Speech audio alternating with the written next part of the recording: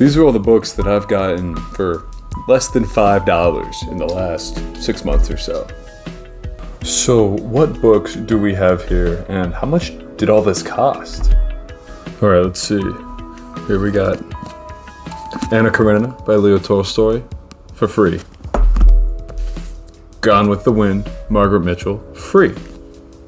Blood of Elves by Andrzej Sapkowski, free. The Name of the Wind by Patrick Rothfuss, $3. Is Anyone There by Isaac Asimov, free. Emma by Jane Austen, free. Myrtle Volume 1, completely blank, for $1. Jane Eyre, Charlotte Bronte, free. This awesome hardcover, The Grapes of Wrath by John Steinbeck, $5. The Great Gatsby, F. Scott Fitzgerald, $1. The Greatest Adventures of Sherlock Holmes, this hardcover massive tome, $5. The Freight Hopper's Manual of North America, $2. Just Sustainabilities, free. A really scuffed copy of Freakonomics because my grandma told me to read it, $1. Camille and Other Plays, free.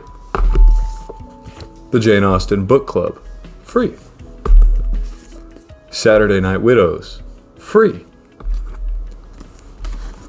Before We Were Yours by Lisa Wingate, $1.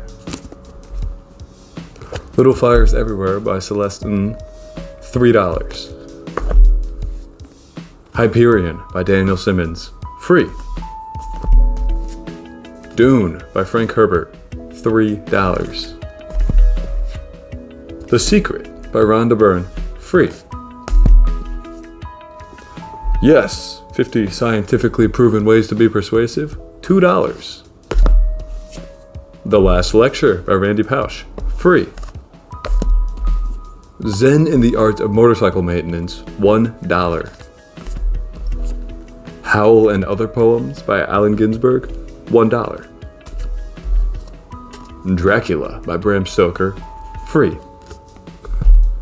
Great Poems and Tales of Edgar Allan Poe, free. Dean Koontz, Watchers, $2. The Dark Tower Book 1, The Gunslinger, $2. Poems for a Good and Happy Life, free. And finally, The Girl Who Loved Tom Gordon by Stephen King for $2. That's a lot of books. You're probably wondering, how is this possible? How did I get so many books for cheap and maybe half of them for free? Well, I'll let you in on a few secrets. And this will make your book buying experience much cheaper, dare I say much better, going forward. Now, there's nothing wrong with purchasing a new book. I do it all the time. I mean, I like to read new series, and sometimes you can't find that book used. Now, there's nothing wrong with buying a new book, but that can be really expensive from time to time. Especially if every single book you buy is new. Some of them are $15, $20, $25. And if you want the hardcover, forget it. It's just too expensive these days. So I'm a big fan of thrifting books. I would say half of these books are from Goodwill. Now, I feel very blessed to live in Portland, Oregon, and Goodwills out here are just spectacular. I know they are not the best in certain regions of the country, but if you live in an area that has a Goodwill or any other thrift store, check out the book section. You will find some gems, I guarantee it. For example, let me just dig through the stack right here. Dune. Now, I go to the bookstore and I see this, brand new for $20 all the time. I mean, it's Dune. It's one of the most popular stories of all time. Or I could go down to Goodwill, $3 and get a well-read copy, to be certain. But, I mean, it's still the same story. It's still the same words on the inside. And you're going to have relatively the same experience. But maybe there's a little bit more soul in it. You know that this book has passed through somebody else's hands. And I have not read this yet, but I'm very excited to in time. Spending $3 to read a story that you will remember for the rest of your life, it's one of the best investments you're ever going to make. So, I mean, $3, that's what? Half a cup of coffee these days? Also probably wondering, how are so many of these books free? Well, I have my sources there as well. You ever heard of a free little library? Oh, they're the best. Here, come on, let me show you something. Come with me. For those that are unaware, free little libraries are an awesome part of any community. They are placed out in front of houses by their owners as community gathering spaces for books. The concept is simple. Take a book and leave a book behind. Seems like some really interesting things in here today. We live in an area where there are several of these free little libraries within walking distance, which is such a blessing. It is common to find books of all shapes, sizes, genres, and specialties. There are some real gems if you keep on looking. One of my favorite things is every time you go to the little library, it's a little different every single time. One day you might find nothing you want, and then the next you'll find your new favorite. Sometimes you can even find more than just books. It is common to find photographs, magazines, sometimes even puzzles and board games. We found some really cool books in this one. We ended up taking this nail soup one to check out. And sometimes you find little signs from the universe. And this one, there was also a jigsaw puzzle, which we did not end up taking. So I hope whoever grabs that really enjoys it. You never know what mysteries you're gonna find.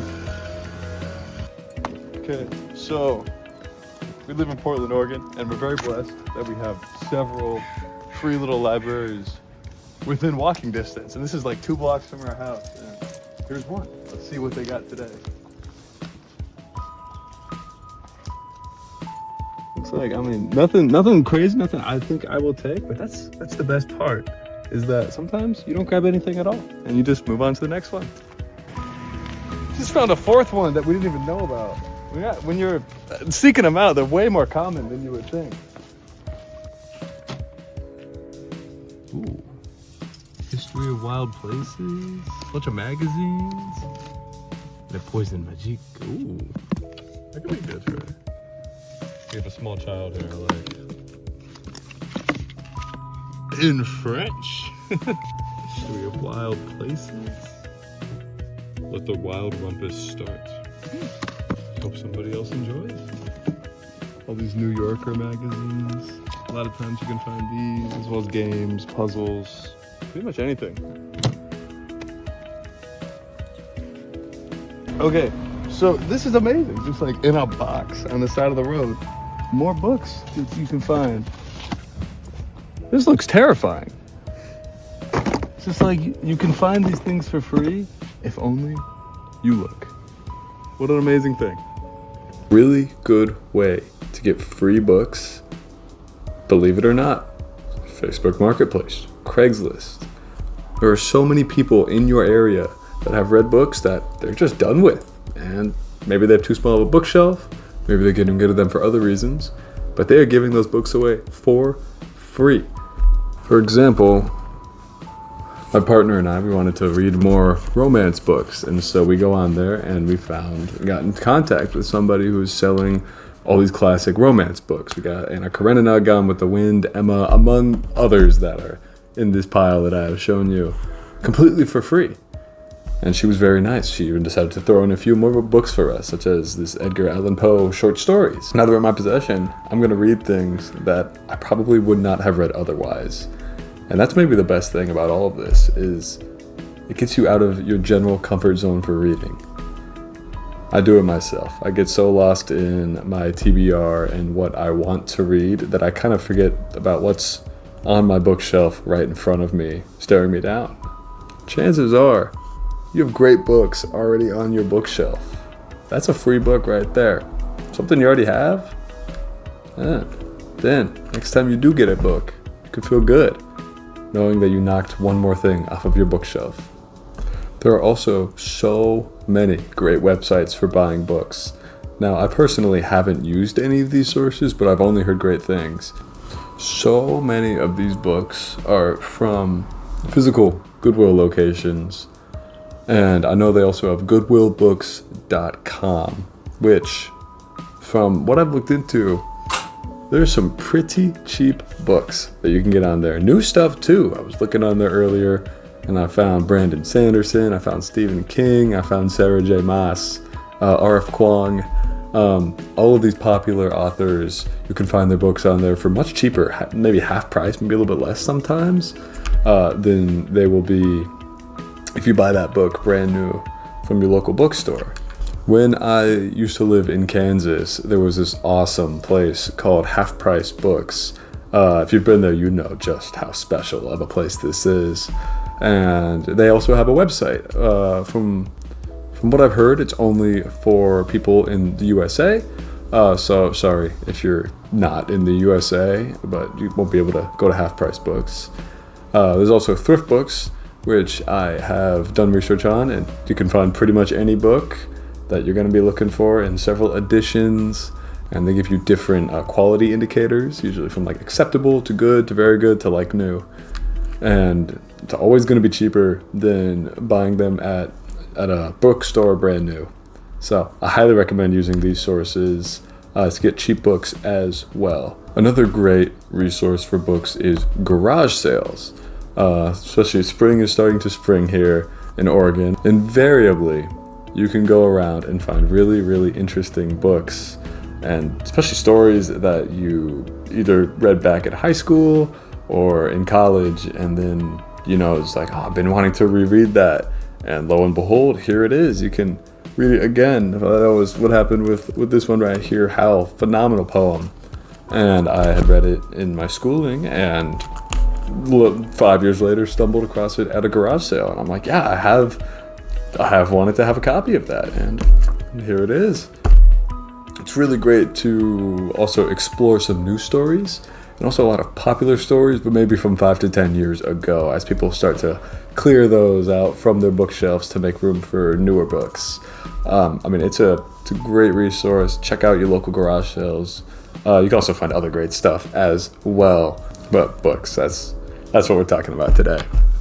And yeah, as you can see, and also including the stacks behind the camera, that we'll slide those out, but you can't see quite as well. Like, if I wanted to, I wouldn't have to buy another book until the day I die. But unfortunately, fortunately, I also like new books.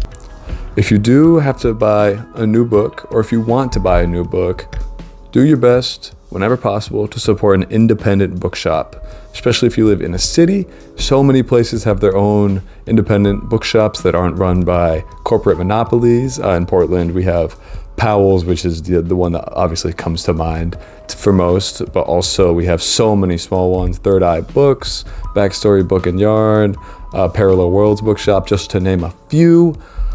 It really is a great time to be a book lover. With things as expensive as they are in 2026, reading is, in a way, our littlest form of revolution. It's how we can reclaim our minds, and especially if you're thrifting these books, reclaim your wallet towards something that will go towards you and will pay itself off in dividends time and time again. Stories you will remember and take with you and share and tell people about. Now, if you'll excuse me, I'm gonna go read now. Have fun in your hunt for amazing used books. Take it easy.